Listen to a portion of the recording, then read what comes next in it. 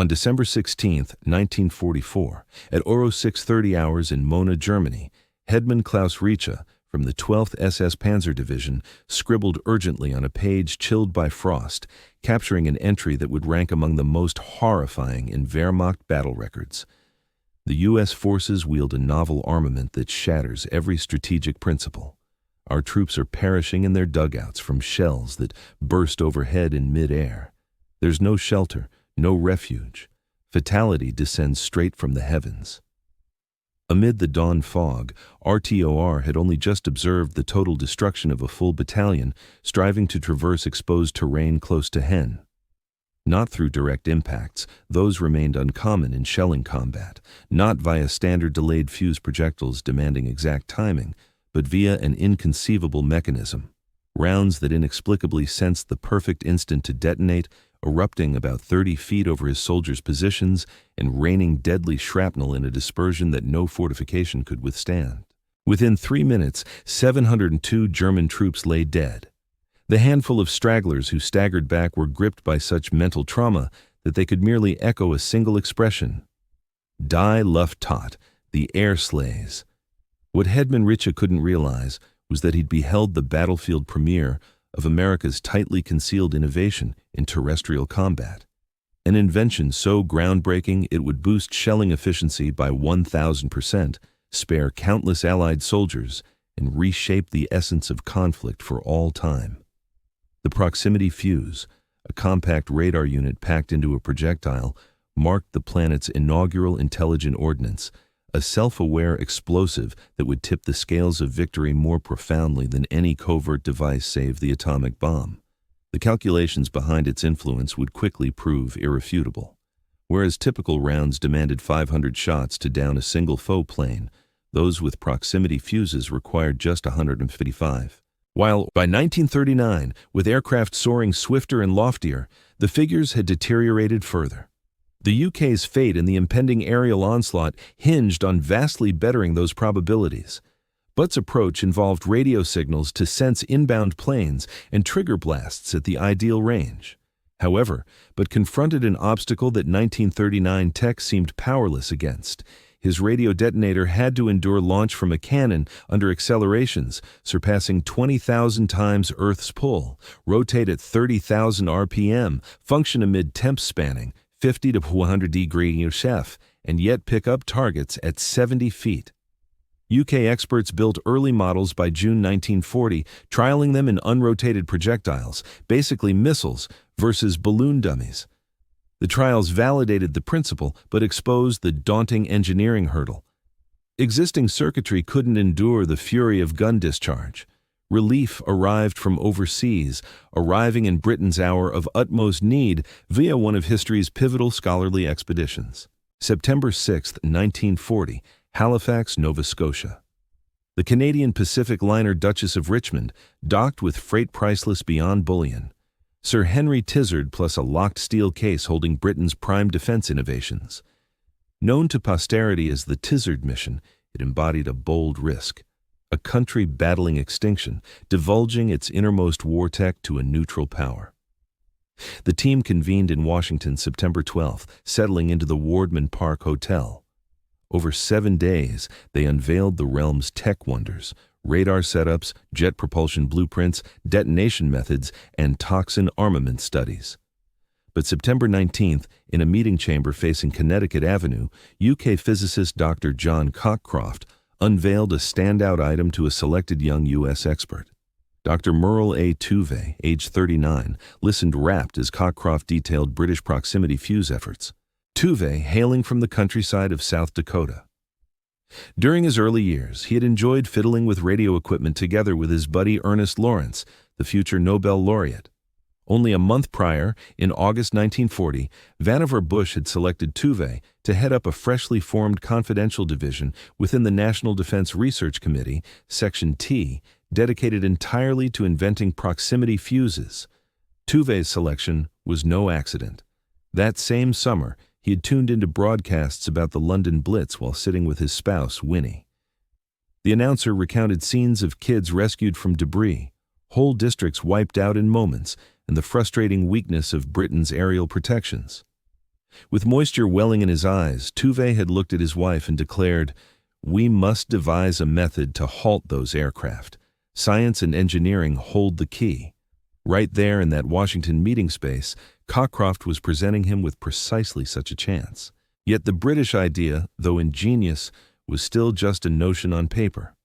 The core issue lingered unsolved. How could one build vacuum tubes and circuitry tough enough to endure launch from a cannon? Cockcroft was upfront about Britain's constraints. They simply didn't possess the manufacturing power or materials for the enormous effort ahead. The United States, boasting its enormous factory network and secure position, offered the sole viable path forward. Tuve departed the session burdened with a task that would dominate the following 5 years of his existence and rally the whole U.S. electronics sector. The obstacle appeared insurmountable. Overcoming it demanded breakthroughs that hadn't been conceived, production methods untried in history, and output levels beyond imagination. December 1940, Department of Terrestrial Magnetism, Carnegie Institution, Washington, D.C. The grand home at 5841 Broad Branch Road had evolved into the hub of the nation's most clandestine armaments initiative. Tuve had gathered a group destined to transform combat tactics. Richard B. Roberts, a nuclear expert who had collaborated with Niels Bohr, Henry H. Porter, a specialist in sound waves, Robert B. Broad, who researched cosmic rays, Lawrence Haftad, focused on nuclear studies, Lloyd Berkner, an innovator in ionosphere investigations, plus a young 26-year-old scientist called James Van Allen, whose eventual finding of Earth's radiation zones would bring him renown, though his efforts in the war stayed under wraps for years. The dilemma confronting them upended all conventional ideas about electronics. A proximity fuse demanded a full radar setup, sender, detector, booster, and igniter, all squeezed into a volume tinier than a coffee tin. It had to produce radio signals, pick up echoes from objects, analyze the data, and set off the explosion, even amid stresses that would demolish standard gear. Van Allen tackled the essential hurdle, designing vacuum tubes resilient to artillery discharge. Conventional tubes, with their brittle glass casings and vulnerable wires, crumbled under just 100 times the force of gravity.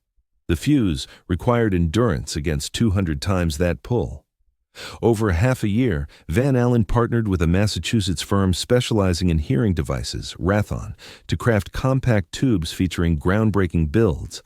Rather than suspending wires from flimsy supports, they fashioned sturdy frameworks drawing from auditory aid production.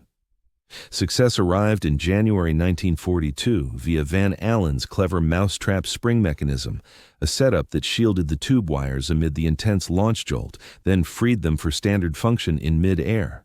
The filing for this invention stayed secret until 1947, marking it as a pivotal electronic advance of the conflict. In December 1940, Lloyd Berkner delivered yet another vital step forward, devising a setup that separated signal sending and receiving roles, leaping past the British Autodyne approach. This upgrade enabled the fuse to spot objectives farther away with improved accuracy, vital for battlefield success. By March 1942, the effort had exceeded Carnegie's capacity. Johns Hopkins University launched the Applied Physics Laboratory inside a former Chevrolet sales site at 8621 Georgia Avenue in Silver Spring, Maryland. The structure still carried the scent of engine lubricant and tires upon the initial researcher's entry, yet soon it became home to the planet's premier electronics workspace. Merle Tuve served as APL's inaugural leader, fostering an ethos that would shape U.S. arms creation for generations. Notices sprang up across the premises. "I refuse to let any idiot here cut corners on costs. My goal is for everyone to prioritize speed." One another proclaimed, "We bear ethical duty right through to this device's combat deployment. Any breakdown in action reflects our own shortcomings." The engineering feats they pulled off continue to astonish, even judged against modern capabilities. The proximity fuse worked as a continuous wave radar setup, broadcasting at frequencies between 180 and 220 MHz, spectrum bands that, back in 1940, represented the forefront of radio advancements. The shell's metallic casing acted as the broadcasting antenna, activated by a compact conical element in the front. The whole apparatus used an Autodyne setup, relying on one oscillator tube to handle both sending and receiving duties. This clever engineering emerged from severe size limitations. Within a cramped volume just 5 inches in length and 2 inches across, engineers crammed in 4 tiny vacuum tubes, 130 electronic parts, a wet cell power pack, protective features, and the ignition mechanism. The oscillator produced a base signal at 70 MHz, along with overtones reaching 180 to 220 MHz. As these radio signals reflected from nearby objects, they formed interference that altered the oscillator's load, generating beat notes between 200 and 800 Hz. Those pulses went through a dual-stage booster, got refined to pinpoint the signatures of incoming threats, and then fired a Thyrotron gas-filled tube to set off the blast. The energy supply brought yet another breakthrough that seemed unfeasible at first. Standard batteries couldn't endure the intense acceleration or deliver enough juice in such tight quarters. The fix arrived courtesy of the National Carbon Company, which invented a groundbreaking standby battery with fluid activator held in a glass vial. The launch impact broke the vial open, and the spinning motion of the projectile forced the liquid into layers of carbon and zinc electrodes, energizing the unit mid-flight. As a result, the battery stayed viable indefinitely on the shelf, but delivered peak output right on cue. Safeguards blocked early blasts via several layers of protection. Centrifugal locks stayed disengaged until the shell hit the required rotation speed. A brief 0.5 to 0.7 second activation lag post-launch avoided risks to Allied troops nearby. Detection sensitivity ramped up progressively en route, hitting peak performance at standard combat distances. January 5, 1943, 0800 hours off Guadalcanal in the southwest Pacific. Radar on the USS Helena picked up hostile planes inbound, 4 Aichi D-3A Val dive bombers closing in at 12,000 feet. Lieutenant Russell Reed Cochran, overseeing the rear 5-inch guns, had received intel on the fresh ammo only shortly prior. Down in the ammo hold, crewmen fed in rounds distinguished by unique green stripes, the Navy's marker for proximity-fused projectiles. "Range 8,000 yards, getting closer," reported the distant spotter. Through his field glasses, Cochran eyed the oncoming aircraft. In standard fights, his battery demanded pinpoint strikes, a tough feat against evasive flyers, yet these rounds operated otherwise. They just had to come within 70 feet of the mark. "Open fire!" The initial barrage roared from Helena's barrels. Tracers painted crimson paths through the dawn air, brushing close to the foremost Val. No effect. Distance was still too great. 15 seconds on, the next volley launched. At 5,000 yards out from the ship and 11,000 feet up, a single round zipped about 60 feet past the lead attacker. The burst appeared unlike any prior spectacle for Cochran. Rather than sailing by or hitting on contact, it went off suspended in the sky, hurling a flawless cloud of shrapnel in all directions. The Val's wing tore away in a flash. Its motor, riddled with countless steel shards, ignited fiercely. The plane didn't shatter in a grand display. It merely quit soaring, shifting from a steady plunges to a spiraling wreck of fiery metal. "One down," the lookout announced. The surviving Vals veered away from their run, though Helena's fire director stayed locked on. 3 additional bursts, 12 more smart-fused shells. Another Val blew apart as a round detonated roughly 40 feet under its belly. The rising debris shredded fuel lines and felled the flyer in an instant. Over in the signals area, the battle log was taking shape in code. Hostile planes hit with experimental ordnance. 2 kills verified. Round effectiveness surpassed projections. The dispatch overlooked the morale boost rippling through Helena's sailors. Gunner's mate First Class Anthony Poole would remember later. "It was unbelievable. We'd poured out thousands of shots at aircraft over months, lucky to bag even one. Now we were dropping them with a handful of tries. Felt like divine intervention steering our fire." Samuel Eliot Morrison, the Navy's authorized chronicler embedded in the theater, later noted, "The trailing smoke from wrecked bodies and vivid ground pyres confirmed the precision of the AA defenses and the prowess of the highly classified Mark 32 shell fuse." Word of the feat spread like wildfire across the Pacific Fleet. Even prior to Helena's action, on August 12, 1942, the USS Cleveland had run trials in Chesapeake Bay that sealed the Navy's commitment to this game-changing tech. In Achilles, in the waters of Chesapeake Bay, the cruiser encountered 3 radio-controlled drone planes, advanced targets capable of dodging and weaving. The trial was set to run for 2 full days, but it wrapped up in under 2 hours. The initial drone went down with the second volley of proximity-fused projectiles. The next one fell after the 4th salvo. The third was wiped out on the very first shot. Navy officials were stunned enough to scrap the rest of the exercises and greenlight immediate large-scale manufacturing. From the bridge of the Cleveland, Admiral William S. Blandy glanced at his aide and declared, "This alters the entire picture. We must equip every vessel in the Pacific with these shells right away."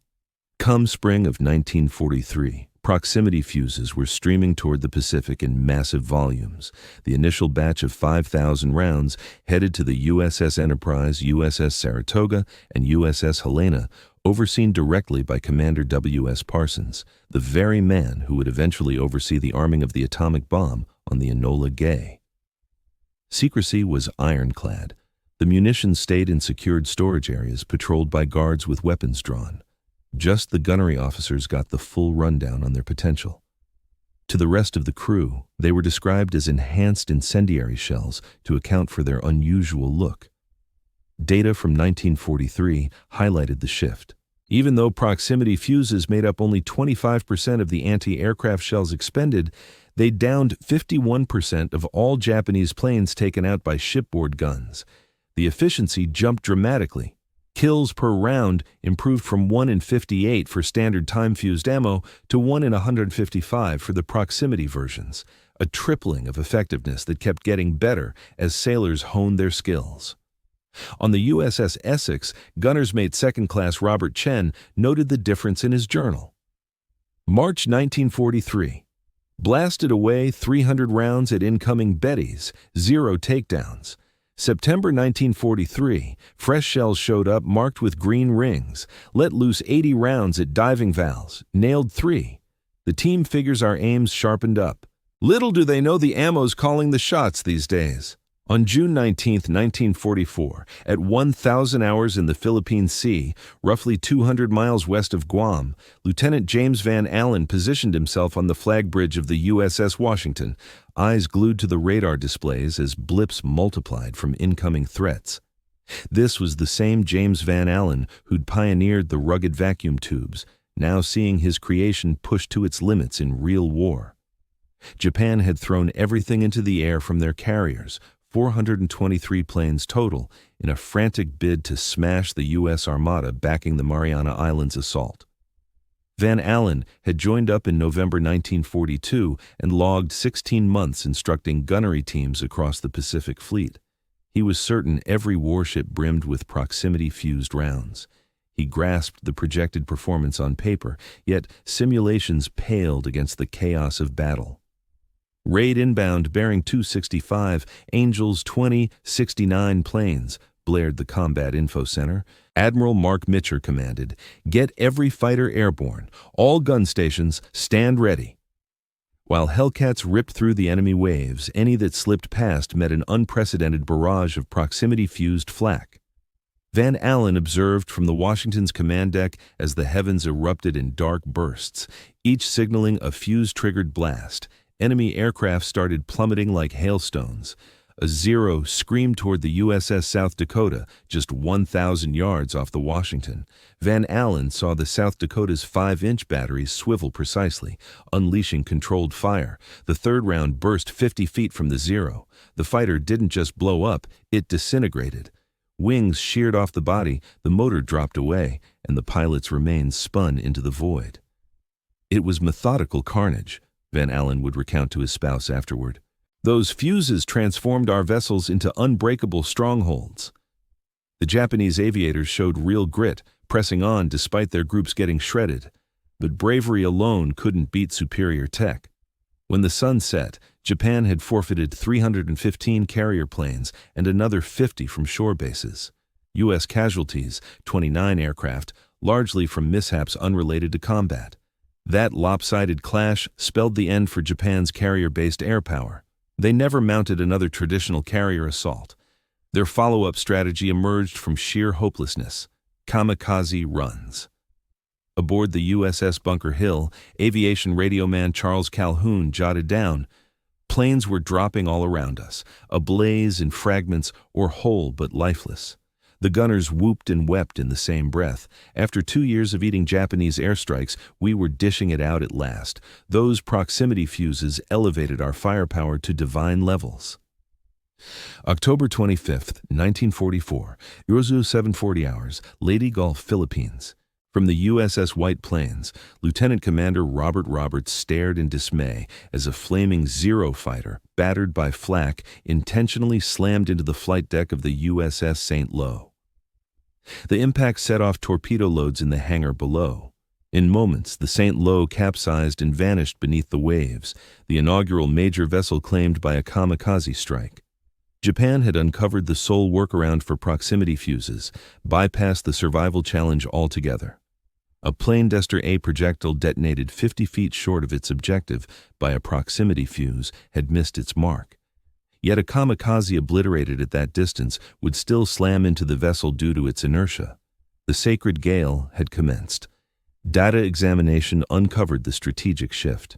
Traditional Japanese strikes now managed just 2% effectiveness, with 23 impacts out of Yanatra 92 efforts from October 1944 to January 1945. Kamikaze operations hit 34% success, scoring 121 strikes from 352 tries. The proximity fuse rendered standard assaults fatal, prompting the Japanese to adopt self-sacrifice as doctrine. Still, even versus kamikaze assaults, those fuses proved crucial. In the Philippines operation, anti-aircraft batteries downed or diverted 231 from 364 kamikaze incursions, hitting a 64% interception rate. Proximity fuses contributed to 44% of all 5-inch gun takedowns.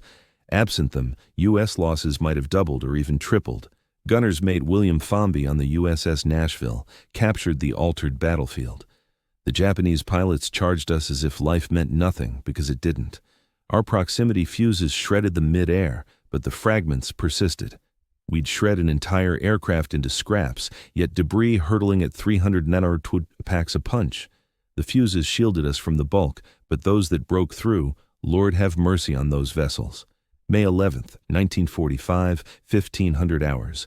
Radar picket post 1560 miles north of Okinawa. Commander Baron J. Melanie of the USS Hadley monitored the radar display with mounting anxiety. Kikusui No. 6 was approaching. More than 150 Japanese planes in a synchronized kamikaze onslaught. Hadley and USS Evans held the picket alone, serving as the Armada's initial alert and barrier. Numerous assaults from every bearing, projecting over 150 hostiles, came the alert from the Combat Information Center. Melanie had trained his team without mercy. Each sailor mastered his role. The 5-inch magazines brimmed with proximity-fused rounds.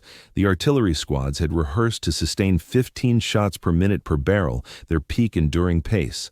At 15:20, the initial assault hit, 12 planes from the north. Hadley's batteries unleashed at 12,000 yards. The proximity fuses initiated their lethal ballet. Initial aircraft felled at 8,000 yards, next at 6,000, then at 4,000. The fourth kamikaze, aflame, plowed into the water 50 yards off the starboard side, pelting the hull with wreckage but inflicting minimal harm. Yet this merely heralded the onslaught. Over the ensuing 95 minutes, Hadley battled for its existence amid relentless enemy formations. The cannon tubes heated to a crimson glow. Shell loaders dropped from fatigue and got swapped out. The proximity fuses functioned flawlessly. Gunner's mate Second Class Robert Eiley at Gun Mount 52 recounted afterward. They swarmed from all angles, above, below, every vector. The proximity fuses were magnificent. We'd shoot, and 3 seconds on, a blast with fiery chunks tumbling. Fire once more. Another detonation. It flowed like a beat. Boom, boom, boom, pause. 3 seconds, detonation. Boom, boom, boom, detonation. By 16:15, Hadley's fortune faltered. 3 kamikazes, all battered by proximity, bursts yet airborne, smashed into the ship in rapid sequence. A bomb from a 4th detonated in the rear engine compartment.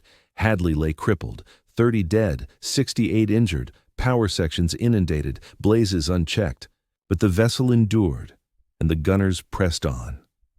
While repair teams wrestled the infernos and water ingress, the bow batteries targeted incoming foes. When the fray concluded at 16:55, Hadley had bagged 23 planes, a destroyer record for one clash. Commander Melanie's post-battle summary declared, "The proximity fuse proved vital to our endurance. Lacking it, we'd have been swamped in the opening 20 minutes. Even wrecked in a blaze, the fuses let us keep up the fight when regular shells would have failed against such hordes." The Okinawa Drive's closing figures were grim. 900 Japanese planes in kamikaze runs, 368 American ships hit, 34 lost, 4,007 sailors slain, 4,124 hurt. Post-war review determined that without proximity fuses, deaths would surpass 15,000, with more than 100 vessels gone. The proximity fuse tipped the scales from costly triumph to possible catastrophe. June 13, 1944. 400 hours, London. The signature pulse jet roar reverberated over the metropolis, a grating drone destined to haunt multitudes.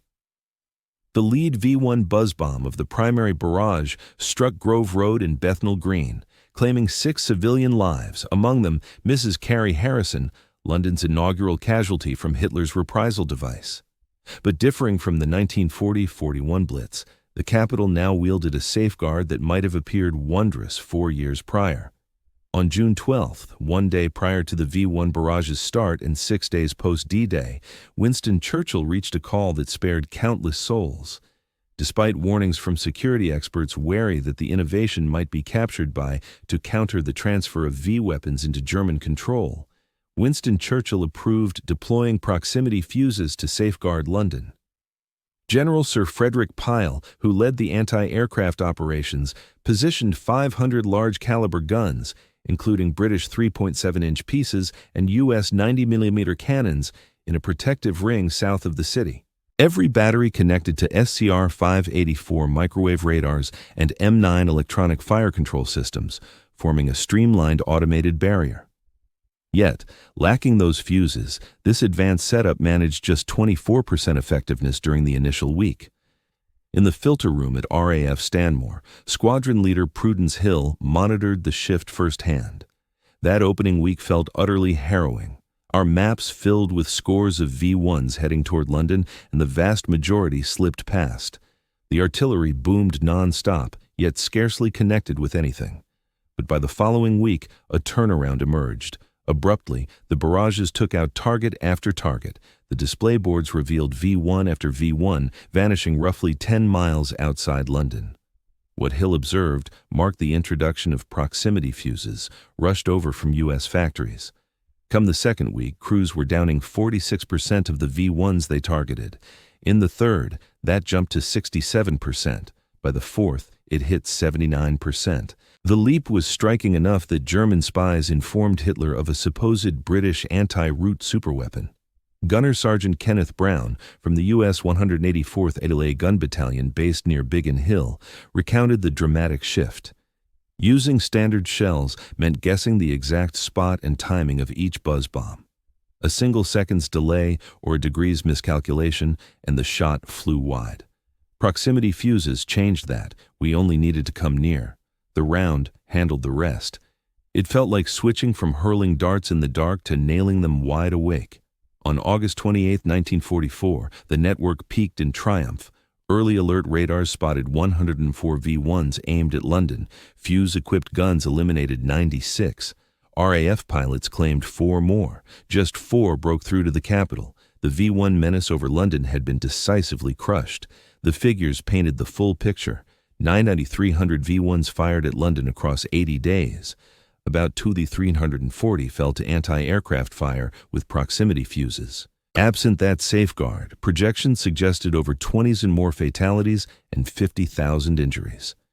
Churchill reflected afterward, "No other innovation mattered as much as the proximity fuse in sparing London from ruin by pilotless bombs." December 15, 1944, in Antwerp, Belgium.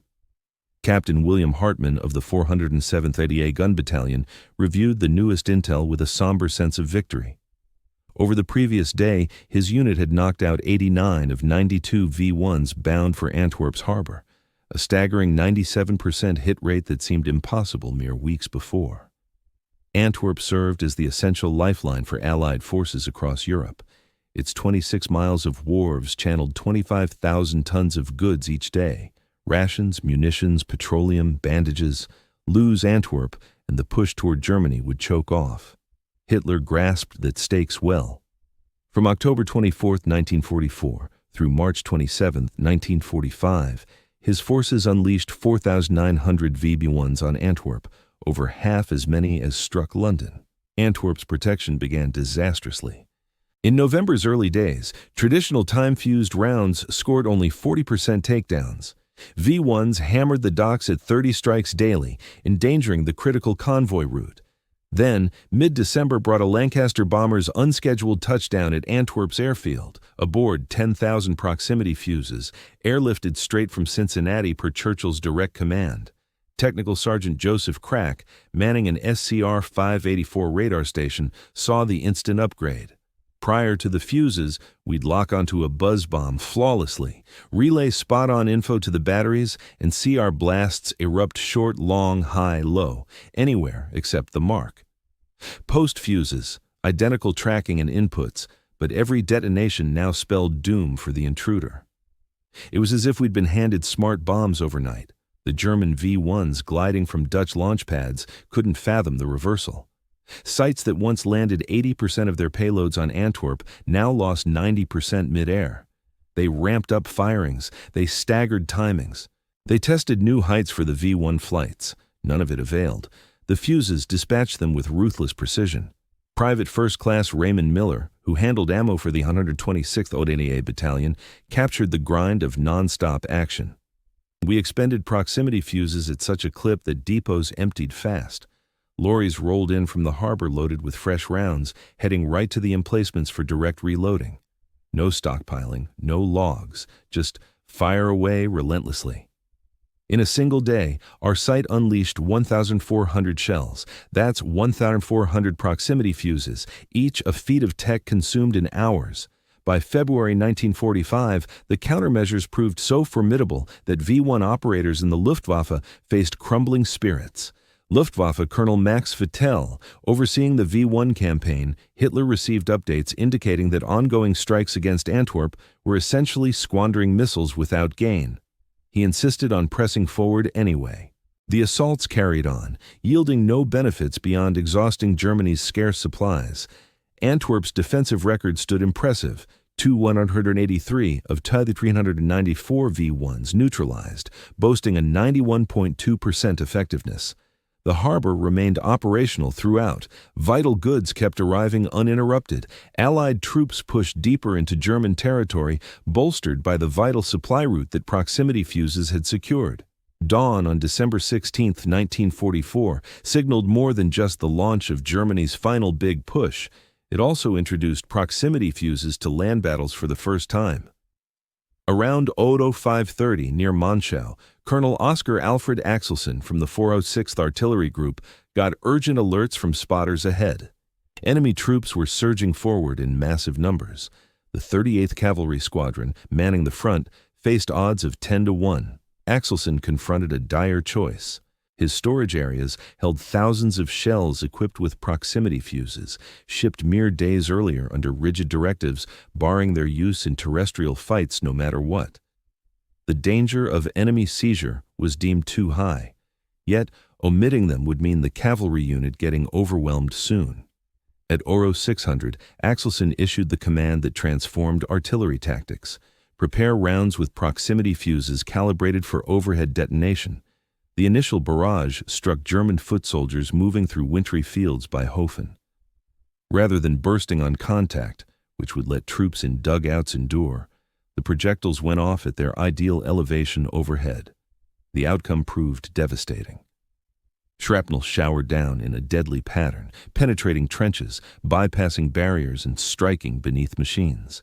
No shelter worked, no defense held. Escape was impossible. From his vantage, forward spotter Lieutenant Richard Rolston, peering through field glasses, relayed: Initial volley detonated above a German infantry unit in the clear. Roughly 80% hit, remaining troops retreating to tree edge, urge quick follow-up on the tree line. The follow-up volley erupted in the foliage where foes had retreated. Shell debris mixed with broken branches formed a fatal area extending 100 yards into the woods. Battle-hardened German personnel, with 4 years of fighting under their belts, encountered an unprecedented horror, cannon fire that struck irrespective of concealment. Feldwebel Otto Hartmann of the 12th Volksgrenadier Division endured the onslaught and fell into custody 2 days afterward. His post-capture account noted, "That barrage differed from anything faced in Russia or Normandy. We dropped into positions, yet the rounds burst overhead. We fled to the woods, but the blasts pursued, ripping through the canopy. Troops yelled about a fresh American wonder device. Whole squads vanished in moments." News of Axelson's triumph circulated swiftly.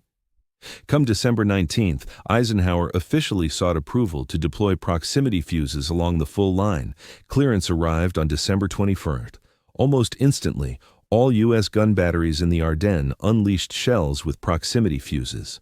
General George S. Patton, ever averse to downplaying, penned to the War Department on December 28th, "This novel round with its odd trigger is utterly destructive.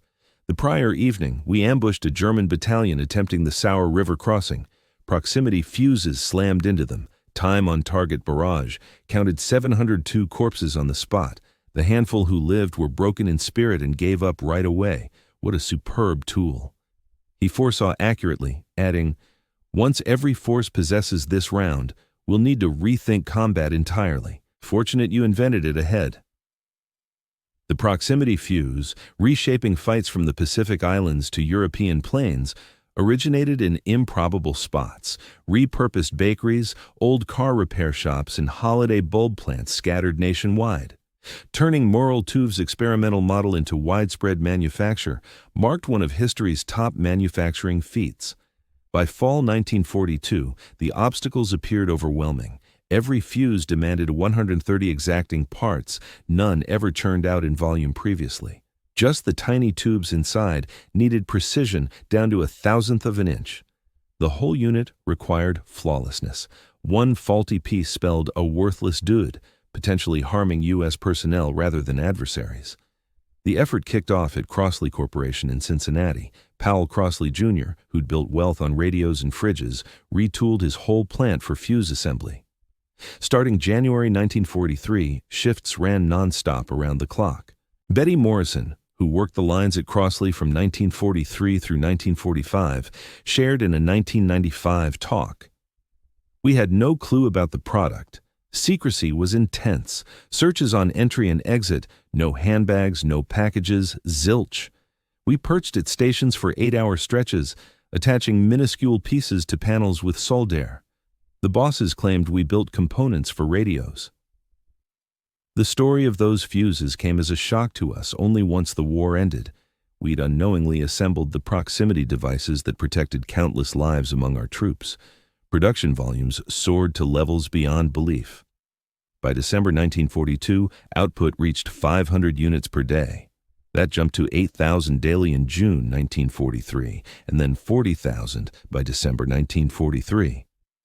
Come spring 1944, U.S. plants were churning out 70,000 proximity fuses each day, surpassing Germany's full monthly output of traditional fuses. Sylvania Electric Products in Ipswich Mills, Massachusetts, emerged as the top manufacturer. The firm hired 10,000 employees, with 80% being women, in a site that had been open fields merely 18 months before. They manufactured 100 million tiny vacuum tubes, hitting a pace of 400,000 tubes daily, equivalent to 2/3 of the nation's pre-war total for such components. The toll on workers surfaced years afterward. Employees soldered joints using beryllium, oblivious to its toxic effects. In 2003, Pat Vlahos, whose mom labored at Sylvania, shared details about her mother's 1983 diagnosis of malignant mesothelioma. She mentioned her mom had no clue what they were crafting. It remained top secret. The beryllium she managed daily for 3 years proved fatal 4 decades on. These figures highlight the sheer power of U.S. manufacturing. At its height, 87 firms ran 110 plants with 80,000 staff. From academic labs to makers of holiday lights, from firms building hearing aids to auto parts suppliers, the country reshaped its economy to forge the globe's inaugural intelligent munitions. Mass production slashed costs dramatically too. Initial 1942 models cost $730 apiece, akin to $11,500 today. By 1945, that dropped to $8 each, or $256 in 2020 dollars, a 97.5% savings, all while sustaining 80% reliability. Such an industrial feat was uniquely American. The Proximity Fuse initiative guarded its secrets as fiercely as the Manhattan Project, and rightly so. Had Germany or Japan seized and replicated it, the Allies' edge would have evaporated instantly. The precautions were intense, forming an impenetrable veil of confidentiality that lasted the entire conflict. Captain S.R. Shoemaker from the Naval Bureau of Ordnance coined the deceptive term variable time fuse on purpose to mask its true importance. The Army opted for cryptic letter codes that gave away zero hints. Factory hands were informed they were assembling radio parts or avionics for planes. The VT shorthand itself stayed under wraps. When gunners inquired, they were told it meant variable time. At the Johns Hopkins Applied Physics Laboratory, vigilance verged on obsession. All staff faced FBI vetting. The site's hush-hush operations puzzled Silver Spring locals, who spotted clusters of women showing up after dark and departing at dawn, sparking rumors about the site's role. Guards hailed every worker as doctor, no matter their job, to obscure vital figures. Narrow escapes abounded and chilled spines. In July 1943, a faulty proximity-fused round from a destroyer hit a Sicilian shore. Command rushed an elite retrieval squad by plane to snag it before Nazis spotted it. They pulled it off, but the scare prompted stricter rules barring land use of proximity fuses until the Bulge campaign. December 1944 brought the worst scare imaginable. Amid the Ardennes push, Wehrmacht troops seized a U.S. ammo depot holding 20,000 proximity fuses. Should German boffins have identified them, they might have devised defenses or duplicated the tech. Astonishingly, upon inspection, Nazi technicians deemed them unworkable. A post-war grilling of Dr. Hans Gertian, top German fuse specialist, exposed their mindset. We studied U.S. fuses taken in the Ardennes. We decided they couldn't operate as advertised. No vacuum tube could endure the launch stresses. The Americans were just bluffing us with tales of wonder weapons. The Nazis literally held the proximity fuse and dismissed its viability, a sign of how much U.S. innovation had surged ahead. Throughout the war, both Germany and Japan chased proximity fuse tech, yet neither fielded it operationally, a shortfall that sealed their fates. Germany's attempts were broad but disjointed. The Luftwaffe chased acoustic versions activated by plane motor sounds. Rheinmetall Borsig worked on electrostatic ones. The Wehrmacht trialed photoelectric types. The Navy probed magnetic trigger fuses. From 1940 to 1945, German labs tested 30 to 50 varied proximity fuse concepts. Dr. Werner Rambowski, chief German fuse developer, noted after the war, "We grasped the principles completely. The British received early designs for proximity fuses through the 1939 Oslo Report, yet Germany faced shortages in 3 vital components: compact vacuum tubes resilient to high-speed forces, the manufacturing prowess needed for large-scale production of intricate electronics, and unified oversight of development projects. This disarray was ultimately disastrous. In contrast, the United States unified all efforts on proximity fuses at Section T under Merouvet, while Germany's initiatives splintered across Luftwaffe, Wehrmacht, Kreisky, Marine, and SS labs with no collaboration among them. Japan's predicament was far grimmer. In post-war testimony, Lieutenant Commander Yuzuru Fukao from the Imperial Japanese Navy Technical Research Institute revealed, "By 1943, we recognized that U.S. anti-aircraft barrages had reached uncanny precision. We inferred the presence of some proximity mechanism, yet couldn't fathom its operation. By 1945, we created a light-sensitive fuse, trialed it in a single bomb drop, but had no means to manufacture it at scale. Rather than innovating technologically, Japan adapted tactically through kamikaze strikes that embraced annihilation to close the distance to targets, a stark concession to inferiority, bartering human lives for the shortfall in matching U.S. ingenuity. Beyond the data and field accounts lay personal narratives that highlight the human toll and triumph of proximity fuses. Maruv grappled with inner torments that fueled his resolve. Orphaned by the 1918 flu epidemic at age 17, he plunged his family into hardship. His mother supported his schooling by doing laundry. The lab's motto, "Save time, not money," echoed his belief that wartime procrastination equaled fatalities. Following grueling trials, co-workers often discovered him isolated in his office at 3 a.m., poring over Pacific casualty lists and estimating lives that quicker output could preserve. James Van Allen's shift from researcher to military man was equally transformative. Once he'd engineered the durable vacuum tubes, he demanded frontline service to observe their effects firsthand. Serving on the USS Washington in the Battle of the Philippine Sea, he saw his creations shield the crewmates around him. "It ranked as the pinnacle of my research life," he later penned, watching abstract science preserve real people. At Crossley Corporation, assembly line operator Betty Thompson learned the truth about her wartime labor only during a 1985 gathering. "For 4 decades, I believed I'd assembled radio components. Then they screened a documentary on proximity fuses, and tears came unbidden. Those minuscule parts I welded together, they were defending our troops against kamikaze dives. We never knew we were crafting wonders." Lieutenant Robert Cochran, who unleashed the inaugural combat salvos with proximity fuses from the USS Helena, bore that experience throughout his days.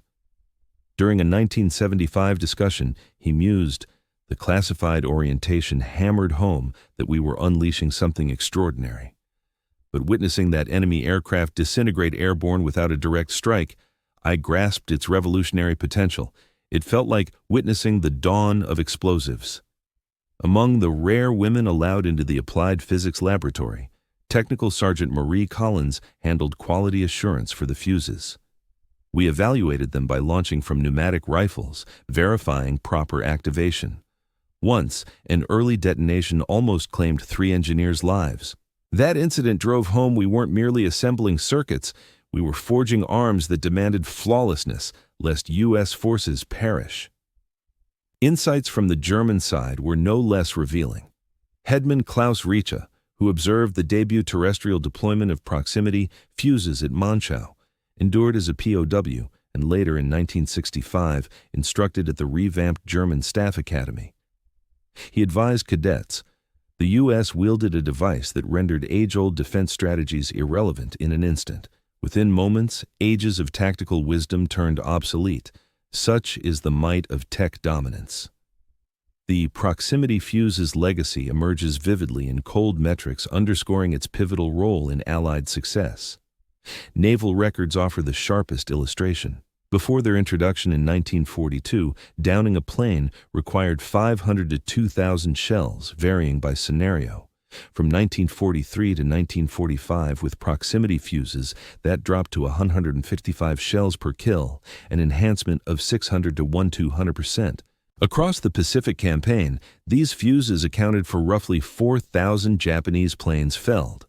After-action reviews estimated that conventional rounds would have claimed just 650 of them.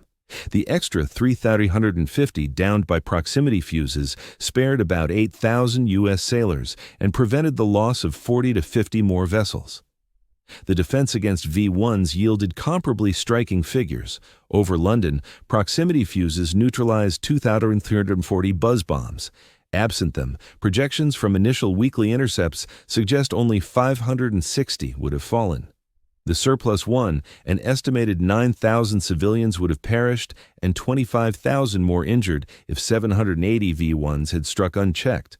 The protection of Antwerp stood out as particularly impressive. Out of 394 V-1s targeted, defenders downed 2,383, yielding a 91.2% interception rate. Lacking proximity fuses, which boosted performance to just 40% compared to standard shells, around 1,400 extra V-1s would have hit the harbor, potentially shutting down Antwerp and crippling Allied efforts across northwest Europe. Figures from the Battle of the Bulge highlight ground fighting impacts. Over 2 weeks, troops unleashed 200,000 shells equipped with proximity fuses. These likely inflicted 10,000 to 15,000 German losses. In contrast, ordinary artillery with identical ammo use might have caused only about 2,000 casualties. The mental toll was profound, with whole German squads giving up to avoid the devastating overhead explosions, a factor that undoubtedly aided in thwarting their push, though hard to measure precisely. Manufacturing data underscores U.S. industrial dominance. A total of 22,734,081 proximity fuses were produced, involving 87 firms, 110 plants, up to 80,000 employees at maximum output, and a $1 billion outlay, roughly $15 billion in today's terms. An evaluation of cost versus effectiveness shows striking productivity. By 1945, each proximity fuse averaged $18. For conventional rounds, downing one aircraft typically demanded 500 units at $2 apiece, totaling 1,000. With proximity fuses, it took 155 per kill at $18 each, amounting to 2,590. Although the per-kill expense was higher, these fuses required 69% less ammunition, easing strain on cannons, operator exhaustion, and supply lines, all while sharply elevating defense outcomes. Top Allied commanders hailed the proximity fuse as one of the conflict's pivotal innovations. Vannevar Bush, who led the Office of Scientific Research and Development, offered the fullest evaluation. He noted it multiplied the power of 5-inch anti-aircraft guns 7 times over in the Pacific, bolstered radar-guided flak that ultimately stopped the V-1 barrages on London, and reshaped ground combat tactics starting with the Battle of the Bulge. Only radar and the atomic bomb rivaled its influence on the war's result. General Dwight D. Eisenhower's view held extra authority due to his broad command. He warned that German mastery of such advanced arms 6 months sooner could have made the European landings far tougher, maybe unfeasible. The proximity fuse delivered a game-changing edge right when it mattered most.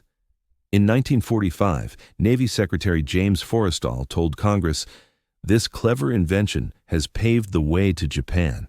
Absent the safeguard it provided our naval vessels, the advance across the Pacific wouldn't have moved so rapidly, and losses in personnel and vessels would have soared beyond measure."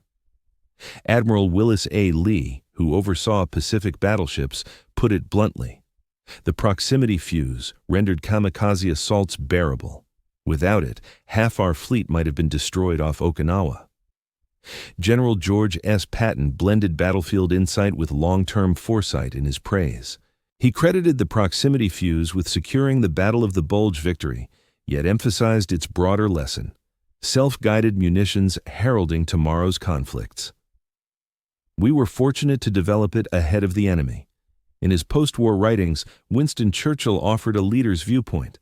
The device shielded London from the buzz bombs, serving as a defensive tool more crucial than any attacker except the atomic bomb. America's talent for churning out intricate gadgets supplied a vital barrier in our hour of need. Post-war interviews with German commanders confirmed the fuse's disruptive force. Field Marshal Gerhard von Rundstedt remarked that U.S. proximity technology rendered fixed defenses obsolete. Traditional bunkers and lines became unreliable. It transformed gunnery in ways we couldn't replicate or offset. While the proximity fuse spared innumerable Allied troops, its creation brought unforeseen dangers that surfaced years afterward.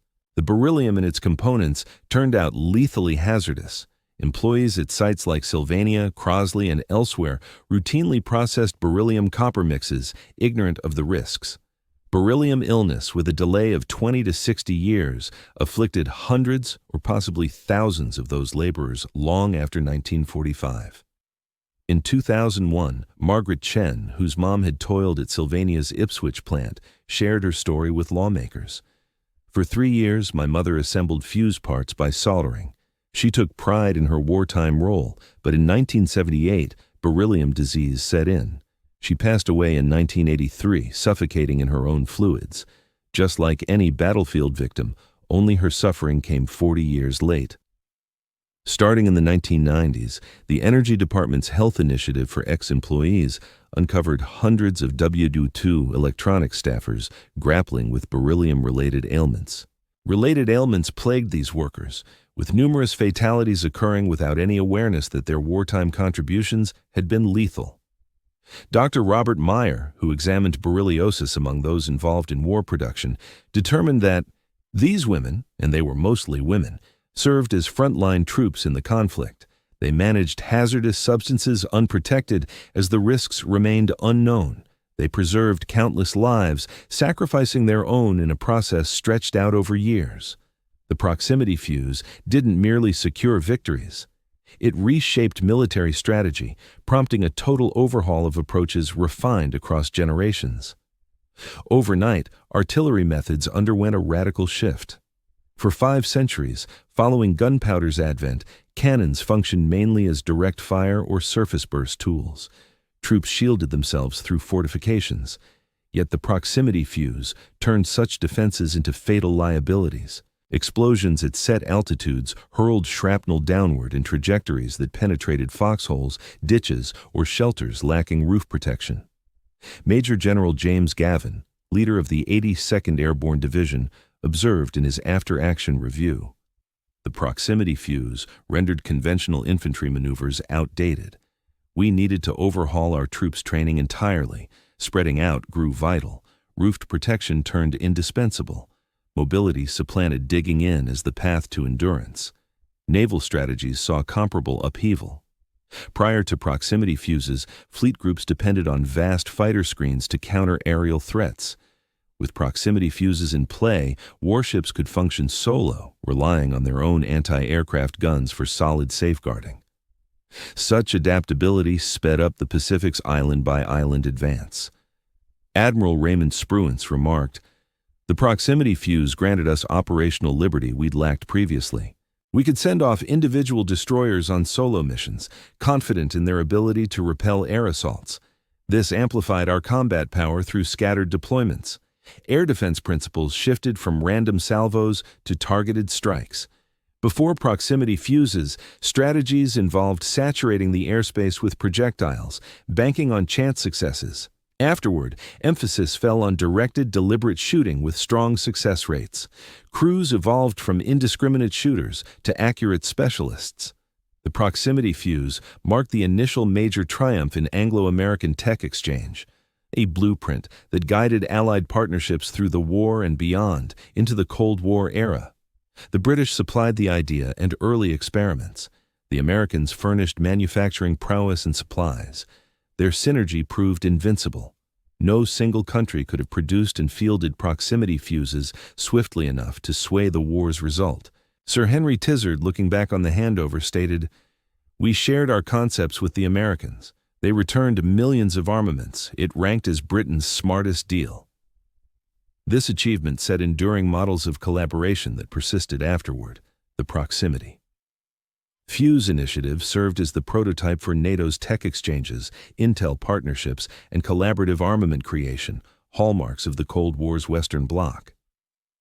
The proximity fuse's influence stretched well past World War II, forging tech and methods that molded military and non-military progress for generations. Miniaturization approaches honed for proximity, fuses spurred advances in transistors and chip architecture. James Van Allen adapted impact-resistant techniques from proximity fuses to gear on Explorer 1, the U.S. inaugural satellite, which identified the Van Allen radiation belts.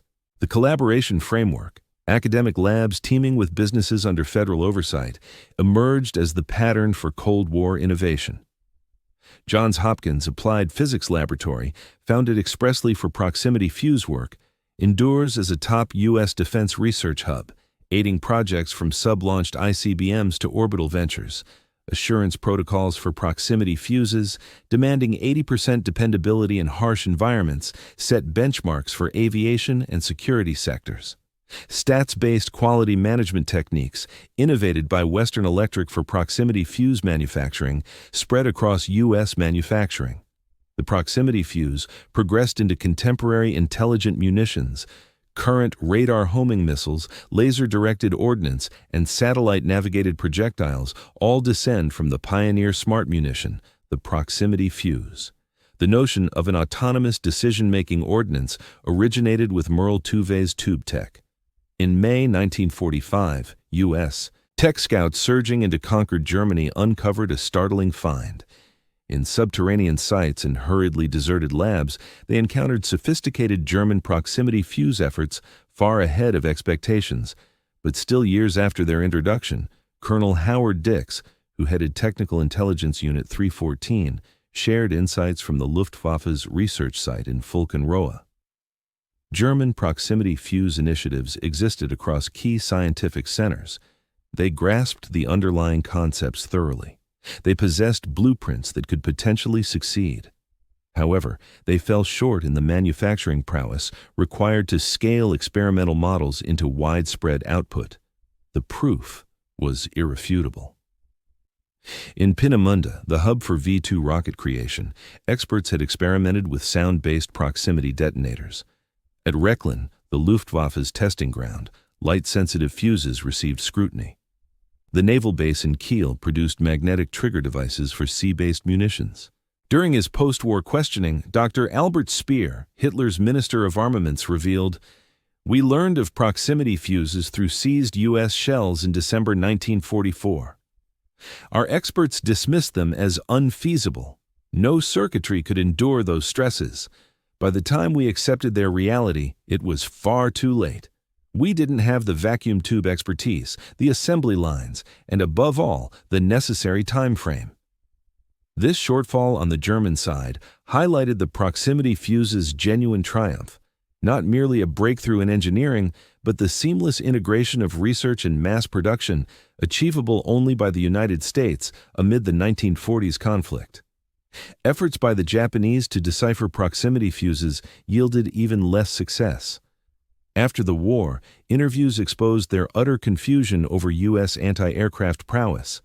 Admiral Somu Toyota, head of the combined fleet, declared, "In 1944, American flak achieved an almost otherworldly precision. In 1944, Julius Rosenberg, employed at Emerson Radio and Phonograph Corporation, pilfered an entire proximity fuse and passed it to Soviet agents. This breach stayed hidden until his 1950 capture. By that point, Soviet troops were employing their replicated versions, derived wholly from U.S. schematics. During the Korean War, opposing forces deployed proximity-fused anti-aircraft rounds against U.S. planes. The innovation had boomeranged on its originators. David Greenglass, Rosenberg's relative who turned state's evidence, remarked, "Julius boasted about swiping the proximity fuse. He claimed it surpassed atomic secrets in value since it offered instant utility." He likely spoke the truth. Experts in military history routinely place the proximity fuse in the top 3 pivotal WDP inventions, rivaling radar and nuclear arms.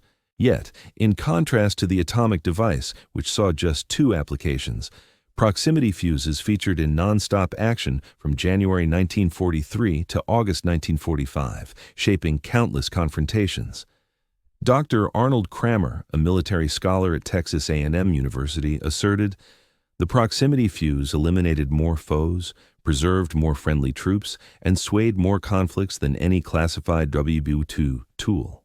It stood as the conflict's premier hidden asset due to its constant, widespread, and ruinous deployment." Data reinforces this view. Roughly 25,000 adversary aircraft fell or suffered harm from proximity fuses. More than 5,000 V-1 buzz bombs met destruction. Countless enemy troops perished under proximity-enhanced barrage fire. Allied casualties averted reached into the hundreds of thousands. Yet statistics only hint at the deeper shift. The proximity fuse reshaped warfare, ushering in the era of intelligent munitions. It showed how tech dominance could deliver battlefield dominance. It confirmed that free societies, harnessing private expertise in factories, could surpass authoritarian states in ingenuity.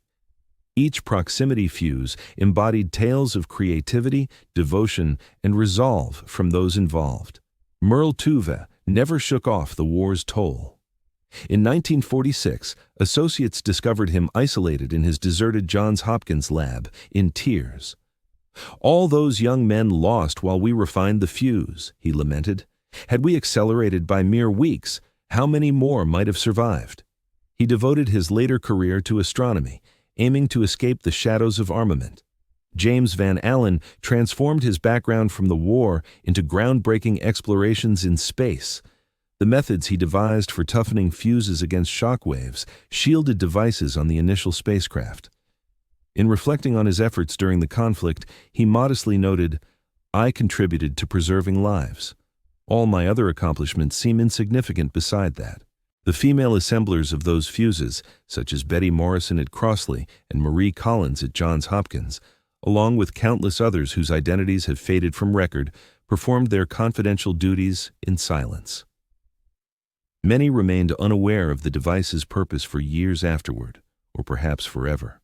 Their deft hands and meticulous care preserved innumerable lives across the globe. The troops and naval personnel who deployed these fuses grasped their impact right away. Anthony Puy, a gunner's mate aboard the USS Helena, voiced the sentiment shared by so many. "Those shells marked with green bands felt like divine intervention on our behalf. With each one we chambered, we were certain that some U.S. aviator or mariner would survive thanks to it." The initiative to develop these fuses expended around $1 billion in 1940s currency, equivalent to $15 billion in modern terms. It involved 87 firms, 110 production sites, and 80,000 laborers. It diverted materials sufficient for thousands of armored vehicles or hundreds of vessels. Did the investment pay off? The evidence rests in conflicts averted, vessels preserved, urban areas spared devastation, and above all, existences spared. Each Japanese plane, downed short of its objective, protected U.S. seamen. Every V-1 rocket neutralized before striking London shielded British non-combatants. Every German infantryman felled by exploding shells high overhead was one fewer threat to Allied fighters. Admiral Chester Nimitz offered the most compelling evaluation. The fuse equated to the power of 10 infantry divisions, 100 air wings, or a full naval armada. It exemplified amplifying combat strength via innovation, the hallmark of U.S. military strategy.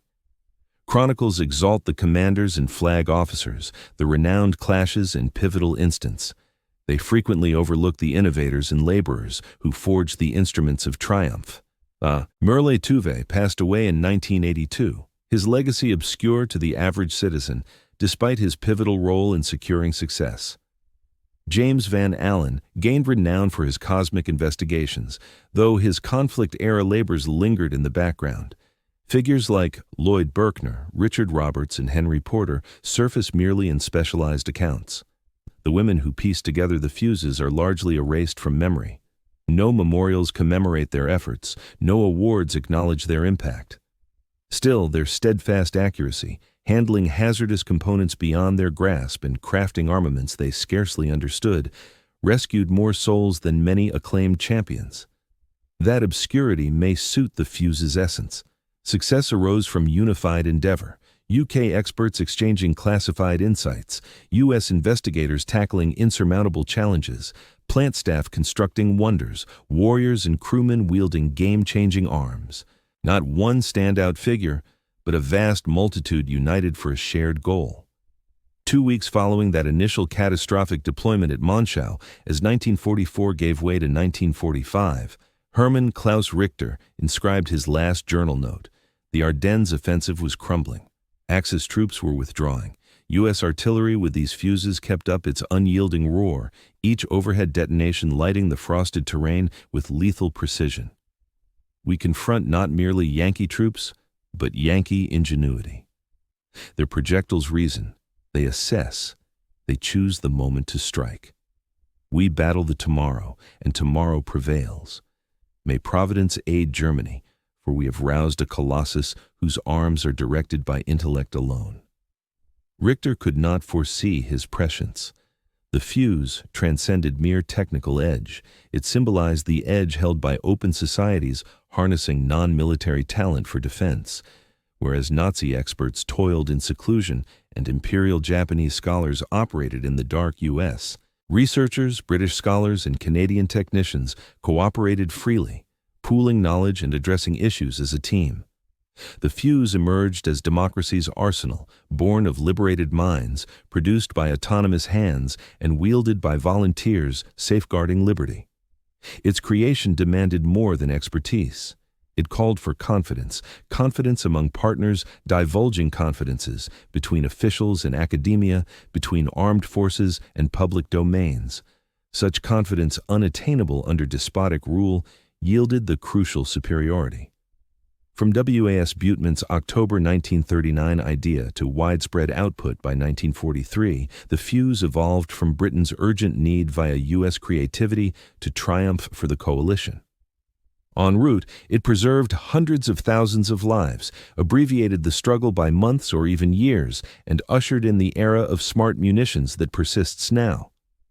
The Fuse illustrated that victories stem not only from bravery and loss, but from advanced systems and manufacturing prowess. It revealed how intelligent ordnance could escalate power in ways once unthinkable. Crucially, it affirmed that open countries, combining their talents, the innovative power of intellectual and industrial ingenuity, could accomplish wonders that authoritarian regimes could merely aspire to. Within those durable vacuum tubes that James Van Allen engineered to endure extreme stresses, inside those intricate circuits that Lloyd Berkner crafted to sense impending peril. Among those meticulously assembled components that innumerable anonymous women joined with flawless accuracy rested the crucial divide separating triumph from downfall, liberty from oppression, the legacy world we received from a nightmare beyond endurance. The proximity fuse truly emerged as the war's greatest clandestine armament, not due to its overwhelming might, but owing to its relentless pivotal deployment across all fronts. It stood as the armament that reasoned, and through its reasoning, it empowered rational minds to safeguard their right to reason freely. The German troops at Elsenborn Ridge, sheltering in fortifications that offered no further sanctuary, confronted far more than enhanced artillery. They faced the dawn of tomorrow, a tomorrow in which intellect integrated into munitions would amplify human potential far beyond earlier conceptions. That tomorrow, forged amid the dire circumstances of 1940, refined through the fires of global conflict, and validated on fronts spanning the Pacific to Europe, originated from a straightforward concept. Imagine if an artillery projectile possessed cognition. That notion ultimately rescued the democratic world.